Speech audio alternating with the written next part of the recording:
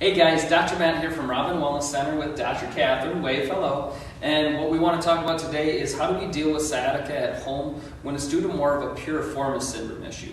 Now, if you remember how we turn around, piriformis syndrome is created by that piriformis muscle that comes right across the top here. It's tight and constricted and it's choking off that sciatic nerve, creating that sciatic or that radiating pain down the back of the leg.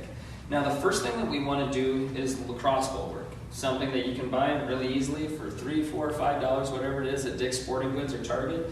And we're going to be targeting this spot right in here. You've got your butt bone right here and right off to the side of it, right along the top of the buttocks. And we're going to be hitting 2 or 3 spots. If you find that it's very painful, you found the right spot. Now you don't want to dig in here extremely hard because you could end up flaring up that sciatic nerve. But what we want to do is just put enough pressure in there to create ischemic compression, push old blood out with metabolites, lactic acid, let new oxygenated blood in to help allow that piriformis muscle to begin to just relax. All right, so Dr. Catherine, I'll have you do that against the wall. And bottom line, she would just hold and move, finding the right spots in there. And I would recommend doing this for about a minute to a minute and a half. You don't need to overdo this. It's not something you have to sit there and do for 6 or 7 minutes. Now, the next thing we want to do, this is going to be more localized work.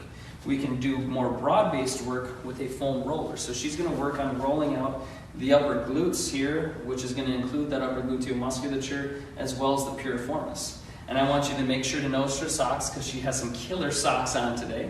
So I'll have you get down and show us how to do that. Now you'll see with her right here, she's going to put this arm, or this leg, over the other knee, and that way she can get more pressure onto that piriformis muscle. And she's just going to roll that out there. And again, I wouldn't spend more than a minute or two, and do both sides. I like symmetry. Even if one side doesn't hurt, it's a good thing to do the same thing to the other one. She's going to roll that out for about a minute to a minute and a half. By doing this and doing work with the lacrosse ball at home, those are 2 really good ways to help deal with that piriformis syndrome at home before you can get into your healthcare provider.